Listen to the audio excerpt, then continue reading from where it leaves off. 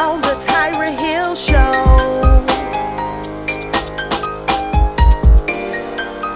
Let's talk about the Tyra Hill Show. And welcome back to the Tyra Hill Show. This is part 2 of Black Athletes and Racism. Still joining me for this conversation is Derrick Marcano. Derrick is a retired professional soccer player, and we've been talking racism amongst our Black athletes. We left off talking about Allen Iverson. Yes.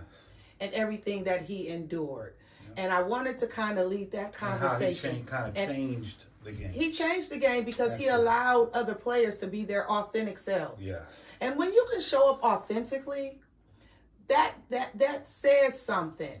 You know, I remember, and you said, we talked about how the entertainment and the athletic world changes people. Mm-hmm. You know, whether they tell you to lose weight, right, tell you to stop hanging around people you may have grew up with. Yeah. You know, I remember not to wear locks, not the to hair wear locks thing that we talked about in episode 1. Yes, you know, and how they want your hair. Yes, all of those things. And I remember finding my authentic self while doing radio and TV. You know what I'm saying? Because people will try to mold you into what they want you to be. Absolutely. And not saying that you can't learn. You know, but you have to show up authentically. That's the only way you're going to be able to shine. Absolutely. You know, and so shout out to Allen Iverson. But I want to talk now because we've talked about it all in, we talked about a lot in episode 1, and we talked about Brian Flores, and we talked about Simone Biles, and Serena Williams, and Sha'Carri Richardson, and we talked about it all. We talked about Allen Iverson and his braids. Mm-hmm. I want to talk about young Colin. Because it was Colin who, for our generation, protested the injustices that was happening around the world. In a peaceful way. In a peaceful way. Instead of him raising up his fist, he took a knee. By himself. By himself. He didn't ask anybody else to take a knee. To take a knee. And so we think about Cap and his documentary. Let's talk about that amazing. For a minute. Shout out to Cat. Shout out to Cat for that right. powerful documentary, which allowed us to go in and see his childhood. And we talked about your history, your story, what you go through, how people now can feel empowered to say, well, if he went through that. And so finally, until I saw the documentary, I really never knew his story. But that documentary says so much about him as a person. Well, let's digest the documentary. Oh, man. And we'll dissect the documentary. Amazing. I absolutely loved it. And I've learned so many things while watching it, and I rewatched it. I could not understand why a Caucasian family would adopt a black boy and not research his culture or become familiar or go to counseling and blend both of the cultures together. So we seen Cap go through an identity crisis. That's what I'm gonna call it. When he wanted his hair braided, and his mom, his Caucasian adoptive mother, didn't know where to begin. Because at the time, Allen Iverson had inspired him. That's right. Because he was good in baseball too. Yeah, he was good at basketball and baseball. Yeah. He was a 3-sport athlete. Yeah. So I think about Cap, and I think about everything that he grew through. You know, I always say we don't go through stuff, we grow through things. He grew through to become the player that he was, and in 2018, the courage that it took for him to take a knee during the Star-Spangled Banner, right? And protest the injustices that we had been seeing all over the world with black and brown people, men and women. Sandra Brown, Eric Gardner, Mike, of course, Trayvon Martin. It's so many. So many. You know, and for him to use his platform and to take the knee, and the way the NFL came against him. Absolutely. The whole group of owners banned that man from basically... Let's not forget the president of the United States at that time. Oh, well, we're not going to talk. I try not because to... I do not call him a president. Well, number 46, 42. Well, I don't even know his number. Let's just say number 40-something. I think that's his IQ number. Anyway. He was number 46. He was 40. Because Obama was 44. Yeah. So he's 45. 45. Okay. Yeah. Yeah. He's a mess. That's how much attention we paid to him. Yeah, I've none. As black people. Zero. Some black people, I should say, didn't pay him any attention. Right. But to just see the world just basically put their knee on Cap's neck. Yeah. And wanted him to just shut up.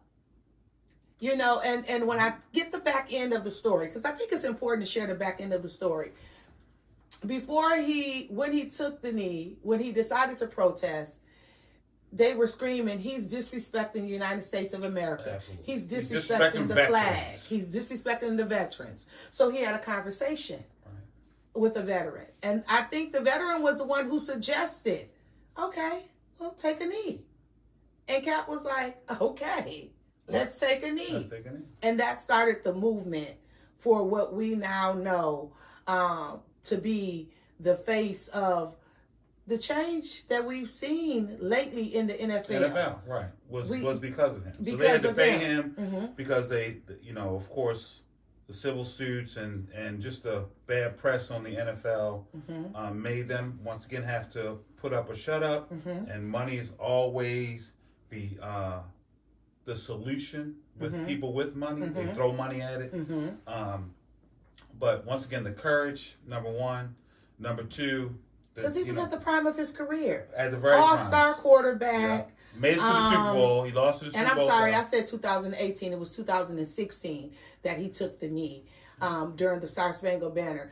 Made the Super Bowl. Right. I mean, just and just gifted. Yeah. Now keep in mind, we spoke in part one about double standards, right? So, like I said, I've been around a lot of sports, seen a lot of sports. A lot of times during the national anthem, athletes are not paying attention. The people aren't even paying attention. There are some athletes that don't even, at that point in the NFL, there were some NFL players that didn't even come out of the locker room. Until after the national anthem. They were in the locker room taping. So how disrespectful. You want this man by himself just to bring to light what was going on to people in the African American community, took a knee by himself. He didn't say, I need all the African Americans on my team to stand with this, to kneel with me. He went out there and made his own stand. Now, and clearly right after that, they were showing video of teammates of him that are, they're moving around. They're not paying any attention to the national anthem. But all of a sudden, we have that that group of people that say, he's being disrespectful to the flag, to the country, to the veterans. How did it get so far? How does that even come to mind when all he really did was trying to, once again, just like the young men in the Olympics, he just wanted to bring to light what was going on in his mind that was unjust. Well, and let's also talk about what the fans are doing during that time. You see some that's acknowledging the national anthem. Right. You see some that's still wearing hats. You see some that's still wearing hats. Yep, absolutely. You see those who are buying beers, who are drunk, who are partying. They're still trying to find their seats in the middle of the national anthem. In the middle of the national anthem. And so when I heard the word disrespect, it was like, come on now. You're going way too far. You're going way That was the most peaceful protest that I had ever seen before. Besides the counter, the dine-in protest. When Dr. King and them back in the day went to the diner and they sat there quietly. Well, in all actuality, those protests were very, nonviolent and things. But there was a rule or a law that said that black people couldn't go in the diner. There's no rule that says you can't kneel. Absolutely. They're doing whatever. So, in regards to peaceful protests, how peaceful can that be? There's no law that says I can't sit, I can't pass gas, I can't buy beer. That you must be standing. Of course, respectfully, we would want that for the flag, but there's no law. So there was a law that says, black people weren't allowed in diners. Black people were supposed to be on the back of the bus. And those protests were nonviolent, right? They were just saying that we were being treated unjust and not equally. There's no law, no rule that says that he could not kneel during the national anthem. But yet and still, we get this huge outlash. And let me say this, because I never thought of it this way until you just said it. Kneeling is a form of reverence. It is. Because most of us kneel when we pray. That's right. You know, and so I never deemed it disrespectful. That's what I'm trying to say. Not at all. Not at all. And I don't think... He didn't turn his back to the flag. I mean, there's so many disrespectful ways in which you could, you know, disrespect the national anthem. I could turn my back. I could go and I could say I'm not going to sit here and listen to this. I could stay in the locker room. I could stay in the locker room. You know, there's so many different ways. But he chose, like you said, to take a knee. The most peaceful protest that I've seen in that form, and they made it so violent. I think the powers that be made it more violent than what it was. They made it more disrespectful than what it really they was. Put a stink on it that made other people, and that's one thing that I don't care for when it comes to society. I think nowadays that we have this cancel culture. Yes. And if you do the wrong, if someone deems what you do is wrong, their goal is to cancel you. Right. And I have a problem with that. For one, the freedom of speech. Absolutely. And then people are allowed to feel how they feel. And I say that with all due respect. Even the racist white person has the right to feel how they want to feel. And I want to know how you feel. And I want to know how you feel. I want to know who you really are. Who you really are. So the cancel culture really benefits the establishment. Right. Because it really makes people think 3 and 4 times before saying things. So, you know, I've lately seen a lot of people talking about the cancel culture, comedians talking about how hard it is to come out with, because jokes, we joke about everything. Especially in the black community. Absolutely. We take tragedy and we joke about it. Because that's our way of healing, and that's our way of getting through the tough times. You know, laughter is so good for the soul. It is. And so you have things that the cancel culture are just doing to people when they don't agree. And here's the thing, we are all individuals, and we may not agree on everything. And we shouldn't. If we're individuals. Right? We should not agree. Right? But we should be grown enough to agree to disagree. We should be able to have real conversations. Yeah. You know, without people getting offended or people feeling some type of way. You know, it's so much division. Absolutely. In the world. And division is the thing that fuels all of the racism, right? We've seen it with the, I don't know what his number was of that dude. Division was his power. He understood how to divide people and how to, in division, get power from one side and try to, and we saw it with, you know, a lot of leaders. But the thing is, like you said, we should understand that we're all different. We're all different individual people. And we all have different personalities, and what you might like, I might not like. That's right. But it doesn't make me hate you. It doesn't make me not want to get to know you. And that's one of the things I think, even with religion, and we're going to get back to the racism, I think Sunday is the most segregated day of the week. And here's the thing about that. You have believers, Christians of every walk, of every faith, of every ethnicity, and we all worship differently. You have the white church, you got the black church. That's right. You got the Catholic church, right. You got the 7-day event. Right. You get what I'm saying? You got Muslim.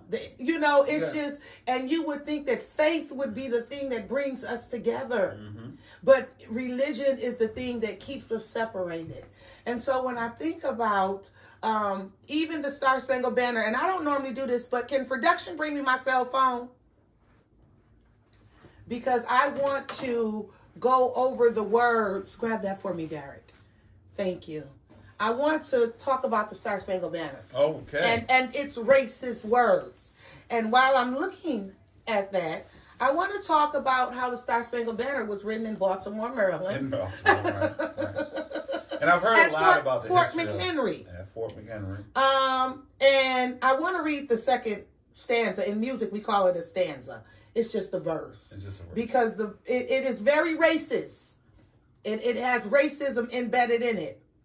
And I want to say, even if Cap did take a knee, it was for good cause. It was for a good cause, not just for not just for athletes, but for good cause. So the lyrics say, we know that the first stanza, first verse, is "Oh say can you see," but let's go to the second one. It says, "On the shore dimly seen, through the mist of the deep, where the foe's haughty host in dread silence reposes. What is that which the breeze or the towering sheep, as it fitfully blows, half conceals, half discloses? Now it catches the gleam of the morning's first beam, in full glory reflected, now shines in the stream. 'Tis the star-spangled banner, O long made wave, o'er the land of the free and the home of the brave. And where is that band who so violently swore that the havoc of war and the battle's confusion and home and the country should leave us no more? Their blood was washed out, their foul footsteps pollution, right? Nor refuge could save the hireling and slave." Let me read that again. Their blood was washed out of their foul footsteps pollution. No refuge could save the hireling and slave from the terror of flight or the gloom of the grave. And the star-spangled banner in triumphant doeth wave o'er the land of the free and the home of the brave. Wow. So, I knew that those words were in the Star-Spangled Banner. I did not. Learn something every day. Every day. And I've always thought that the national anthem was very racist. And that's why we came with "Lift Every Voice and Sing," the Black national anthem. Because America's national anthem wasn't inclusive for people of color. Well, those people that talk about the establishment, and this goes back to the origin of racism. They'll say that the Constitution was not written absolutely for us, right? It wasn't written for us. It does not include us. It deems us as that's why we're fighting for than. voting rights now Exactly. in 2022. So that's where it needs to start, right? We're talking about something that was written hundreds of years ago that needs to be revised, right? It needs to be revised. It needs to be looked at. Yes, it's a historical document that we all should revere. But at that point in time, we live in a different time. We live in a different time. We live in a different time. And still, it saddens my heart that people of color are not included. We are not looked at as human beings. Right. And I want to talk, before we get into the WNBA, because I told you guys we're talking about it all. I want to talk about the halftime show of the Super Bowl. Okay. And I want to talk about the culture. Okay.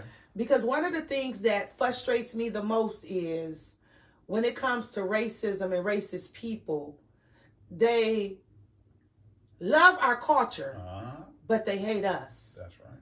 And so I was very, very shocked when I found out who was performing at the Super Bowl halftime show. So what did you think about the show? I absolutely loved the show. Okay. I think it was amazing for the culture. I love the fact that Dre, Snoop, Mary J. Blige, Eminem, 50 Cent, and Kendrick Lamar did their thing at the halftime show.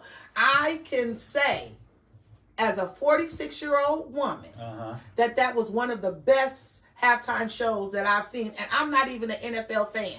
I really kind of got away from it when Cap was going through his thing. Right. And if I do watch it, because we used to do live shows on radio. We would have NFL players come and we would do a live Super Bowl show on radio. Right. And we would invite retired NFL players and we would watch the Super Bowl game. Right. And so for me, I think that Mary did her thing after everything that she's grown through. Yes. It was so good to see Snoop. Dr. Dre, it was just good to see Eminem and Kendrick Lamar and 50 Cent and all of them come out and do their thing. Right. I was so tickled because when I looked in the stands, I saw the Caucasians getting it in. Okay, so let's get back to that. Let's get back to why do they love our culture but hate us? But remember, that same group, because that demographic at the Super Bowl is wealthy. They're older, most of them, right? That same demographic, when Snoop originally came out and Dre came out, hated them, right? Hated them, right? Dre, NWA. They could say they didn't. They did. When they originally came out, NWA, Dre, Snoop, the Chronic. What? Right? They could not stand that group. But like I told people that day, they know all the words. All the words. They was lit. They know all the words. All of the words. Some of them know the whole Chronic album. All of a sudden. But it was the Chronic album was one of our culture's biggest, dopest albums ever. For real. The 90s, because, we were in the streets tough in the 90s, That's right? That's right. And so I guess, I look and I laugh now. Because I remember growing up and my mom listening to Marvin Gaye, and I'm thinking like, And now I'm old enough, and Marvin Gaye is, Teddy Pendergrass and old school. But I think about our hip hop, our Tupac, and Dr. Dre and Snoop, and so how do they know? So how do they know these words? Right. When they didn't like them, you know how? Because as they move along in age, every wedding. Or every party, they get their little country music, their little pop music, but then you hear 1, 2, 3, and to the 4, right? Snoop Doggy Dogg and Dr. Dre is at the door, right? So they heard it enough that they can now recite all of those words and enjoy them and understand that it's entertainment, right? Right. But originally you didn't like it. Right. You hated everything about it. And what they've understood now is that not only is that intertwined because your children are listening to it, but you can enjoy it as well. It's not as bad as you originally said. Right. So grow up. Grow up. Right. It's what you thought about. Embrace. We're not begging people to embrace our culture. We are not. And that's the funny thing. Right. We're not. We're not even pushing it down their throats. We don't. But you said something. I love country music. I love too. Carrie Underwood. Like, that's my girl. What? Me and Carrie can go have cocktails or something probably and have good girlfriend conversation. Right. But I love rock and roll. All right. I love all genres of music. Gospel being my favorite. But it's just crazy to me, and I often think about that. Like, they hate us so much, but they love our culture. You see them wearing our braids now. I laugh all the time because growing up, I was always picked on about my lips. And, when I would come to school, they'd be like, brass monkey, that funky monkey. And they'd talk about my lips, right? And I see now that they're paying for these lips. They're getting money. Botox. They're getting injected fillers. Good money. Right? And so it baffles me sometimes, and sometimes I don't know how to feel, that they want to, and they're hijacking our culture. Absolutely. I don't know how to feel. In Financially, many ways. Aesthetically, everything about it. Skin tone, they're tanning, but then they don't want, a lot of them still don't want the total integration. They don't want a black son-in-law or a black daughter-in-law or a thug at the office or, it's fine if you listen to it. And, I might even party with you. Yeah. But I don't really want you to be a part of my family. Right. I don't want you in my inner circle. Right. I want you still on that outer edge where I can control you or just, it's like owning a wild animal, right? I like the fact that you're around and it's impressive, but I don't want you too close because you might hurt me. But that's how it was back in the day, and even getting back, before we get into the WNBA, because I want to talk about them, getting back, just a little snippet back into Colin, how he broke that thing down about the slave trading. And how the NFL and it's so true. And the slave trading is like just the cycles. Yeah. How they pit each other, the athletes against each other. And we saw the measurement. The same thing as when they were selling slaves. You get measured. How high do you jump? How fast do you run? I mean, all those things. If you're lighter, if you're darker. If you're lighter, if you're darker, all those things, are all a part of their decision-making process. So, what you did in the past, who you hang around, all those things are a part of their decision-making process. And it does resemble the slave trade, especially when they walk them out and you get measured and you go through all these different tests and things of that nature. It does resemble, that those days when slaves were being sold. Right. You have these 3 or 4 white men that walk these gentlemen out in 2 lines, and you go through all these different tests and things. How many times can you lift? How high can you jump? How fast can you run? It's the same size. It's the same thing. And once again, right, to get into the whole racial dynamic of the NFL, because I know we're going to the WNBA. For years, they said African-American quarterbacks couldn't process things fast enough. That's why we only saw white quarterbacks. So they were measuring us to jump, run, do all that, but not to think. How fast can you run? How high can you jump? All those things. But, I know you. I don't need you to think. I just need you to jump, run, tackle. I need you to perform. And that's why you should just shut up and dribble the ball. And that's why, because that's what you're good at. You're not good at processing information. You can't think about what I'm talking about. I just need you to shut up and dribble. And dribble that ball. And get it done. I mean, but who says something like that? Like, I can't believe. The cancel culture. Right. And no, this was a journalist who said that LeBron just needed to shut up and dribble the ball. And that's amazing for a journalist. But it just shows us the hearts of people. And I think that that's what we've seen the last few years is the hearts of people. Let's get into the WNBA. Yeah, let's get to And shout out to all of the females that's doing it on the national level of sports. That's right. Because they don't get the hype that the male players get. Or the compensation. And that's what I wanted to say. But work just as hard. If not harder. If not harder, I was going to say that. You can imagine being a mother and a professional basketball player and have that child with you. Right. A newborn that you're still attached to. Absolutely. Been a part of your body for 9 months, and now, you have to go out and perform under all of those circumstances. It's an amazing thing. Well, in WNBA, and shout out to like Lisa Leslie, all those, my girl Pam, that's from Flint. You just have so many phenomenal female athletes. We talked about Simone. We talked about Venus and Serena. We talked about Sha'Carri, and there's so many more. What's her name?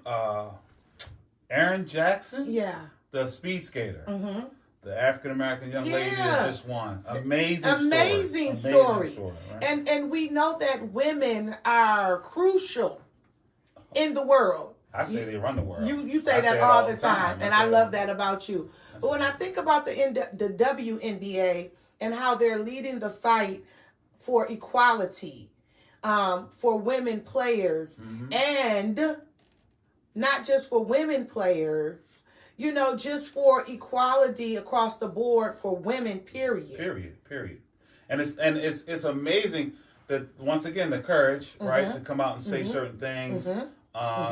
The coach, Dawn, she came out and talked about the inequalities of, I think Dawn Staley, came out about the inequalities about pay, how NBA coaches get paid a certain amount and WNBA coaches aren't paid even close to that amount, and all of those courageous women that have stepped forward to say, look at the ones that were at the Final Four, the young ladies who were, like I say, technology is crazy now. So, like, you can't hide because technology will find you. Right. So, the women's Final Four, they took a picture of their weight room and their lunch, and then they took a picture of the men. Right, the men's was like 20 times better, and they just had like little used equipment, a little room, looked like a hotel room with a little bench in it, and some crazy stuff. Their food looked crazy and hard, while the men were getting, of course, private chefs cooking their food, celebrity chefs at that. Right, but Derrick, here's the thing: The WNBA says women basketball isn't popular because players are predominantly black and LGBTQ+. Well, what I'll say is that's changing. That's changing. I watch a lot of high school basketball, and the young ladies that are coming up are really impressive. They're being more themselves. Authentic. They're being authentic. But it's because they're allowed if that's to your be lifestyle, now. right? They're allowed to be. If that's your lifestyle, if the LGBTQ community is your lifestyle, that's fine. I have no problem with it. But you can be a girly girl and play basketball, and the girls are showing that now. I play basketball. Yeah. Elementary, middle school, and some high school. So it's all about being authentic. And I was a girly girl. I wore heels. That's right. In my later days, but I used to be a tomboy. So it's amazing that these changes are happening. Like I say, women run the world. Everything from voting rights to racial. Shout out to Stacey Abrams. That's right. Women have always been to the forefront of what's going on, and we talked about this before about Joe Biden's enormous task now of nominating the first Black Supreme Court justice. That's going to be huge. Right. Oh, she's going to change that entire because we've never dynamic. had a black female representation on the Supreme Court. Never. And so that is major. And I laugh all the time because I think about Pam McGee. I'm from Flint, Michigan. And so I think about Pam McGee, and then I think about her son, JaVale. And how Who's a beast? Pam's a beast. Right. But her and her son both, I think she's the only WNBA player and he's the only NBA player who are mother and son, and they both have rings. Right. And she's a beast. I saw an interview with her about a month ago where she was talking about, when she realized her son was good enough. And she said, I used to beat my son. I used to beat him every day. I wasn't giving him no breaks. Crazy. And he was like, yeah. He's like, my mother pushed me. She was like, she wasn't being soft. And Pam was like, no, I ain't being soft. I'm going to raise that man. You know? And raise him to be tough. And look at both of them got rings. Both of them have rings. Amazing. His journey's right. Amazing. And so to see that and to see what we are capable of doing, because we are capable of doing anything anybody else can do. From being a scientist to being doctors, whatever it is you to love being to do. lawyers, to being the first female black justice, to being the first female black vice president. It's just so many things that we're capable of doing. And so we talk about the solution. Yes. How do we solve this problem? Can we solve this problem? We can. As a retired professional soccer player.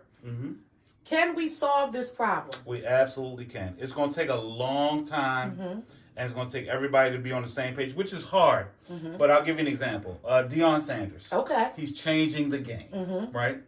Jackson State University. Jackson State. Shout out to the Sonic Boom of the South. Shout out to Deion. What Deion said was, I'm going to go to this HBCU, and I'm going to build them up to not only compete, but beat major universities, which are predominantly white. And to be in drafts. Now, keep in mind, what we talked about, 70% of the NFL is African-American.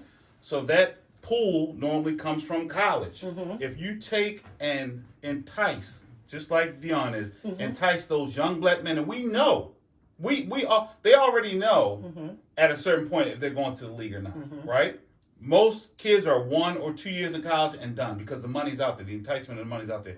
If a person like Deion can convince these kids to come to an HBCU, then what has to happen is these television stations, because that's where the money comes from, television, right? And the sponsors. Who pay for ads during these games.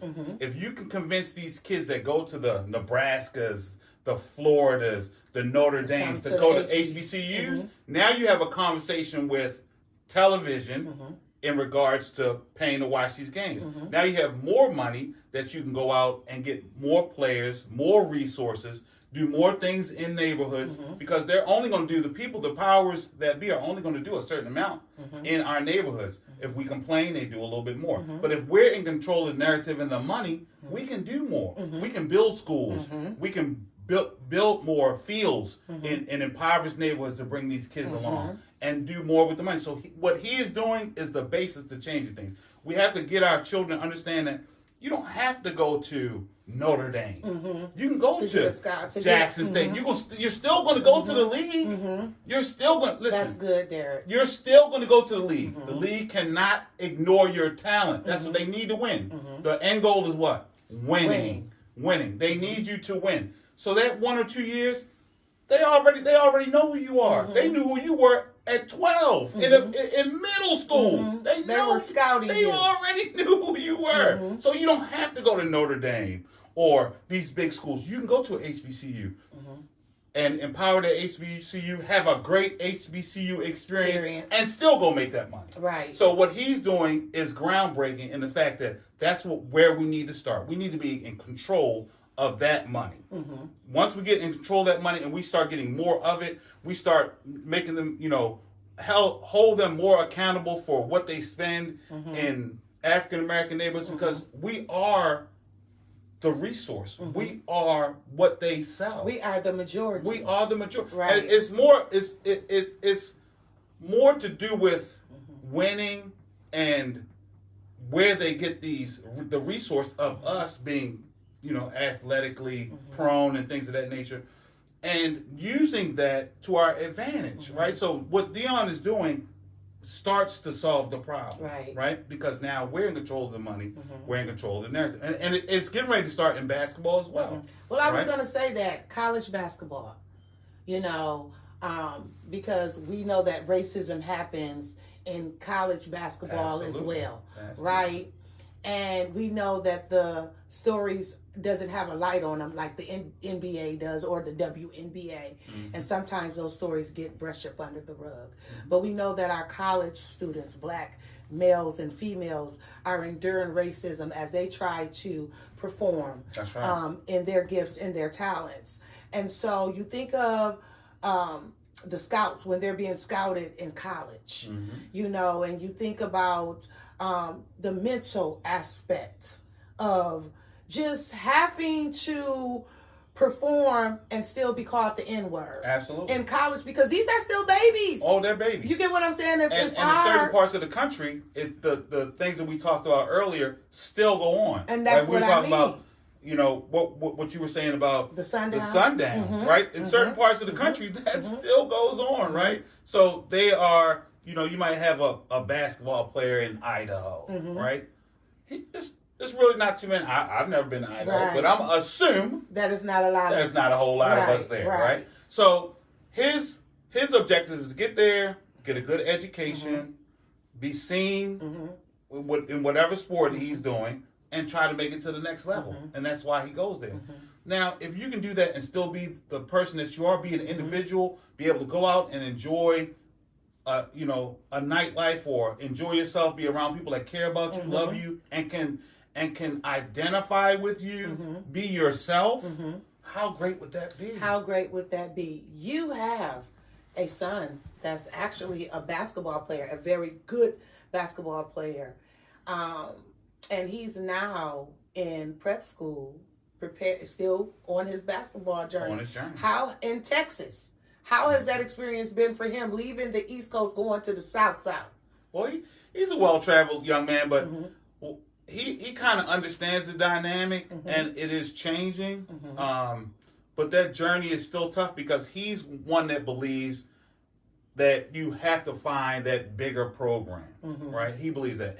And like I tell people, I would never stop someone from traveling pursuing and traveling their own journey, because that's how you learn, right? You learn through experience. And he's been playing since he was a little boy. Little skinny little thing falling all over the place. Right. So, it's important. That journey is important.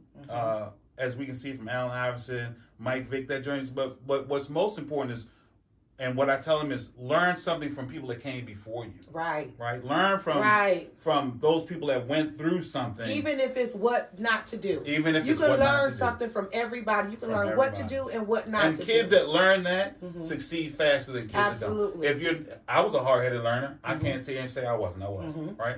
And many people are hard-headed learners. As our mother said, hard head, soft behind, right?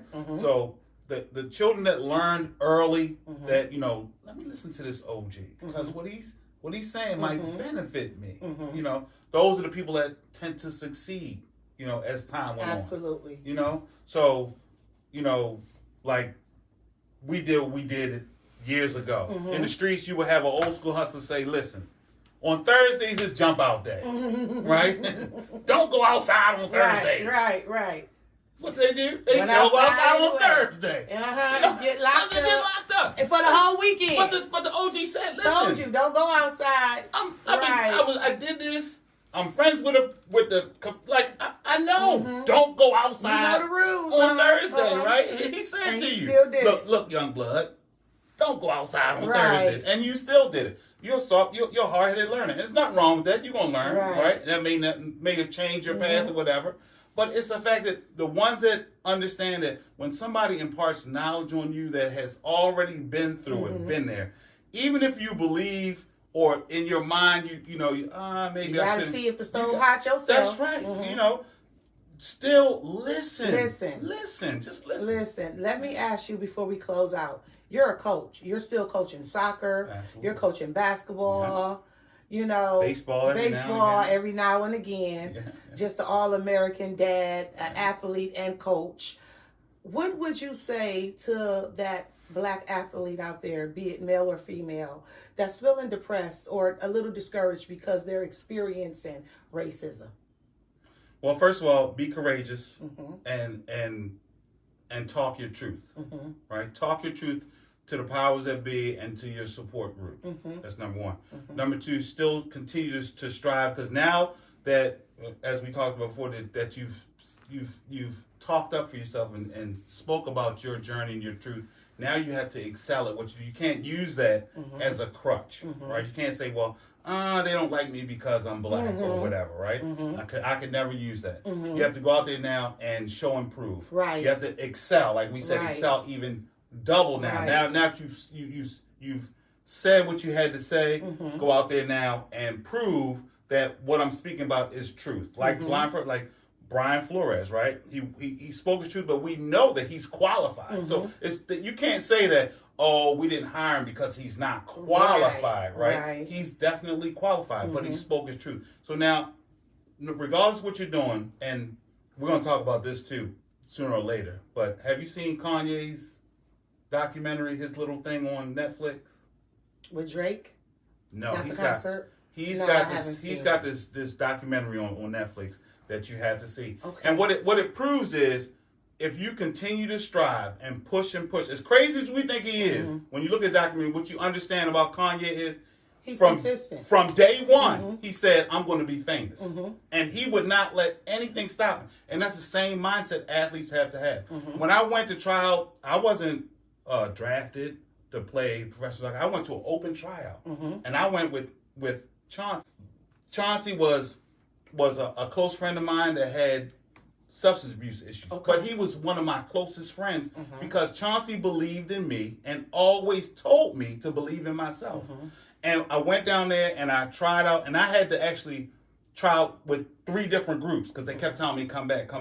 But the truth about it is, just keep pushing yourself as you did, as other people do. Success comes from, don't give up. Just keep pushing. Now, another thing I'll say is, don't put everything in one basket, right?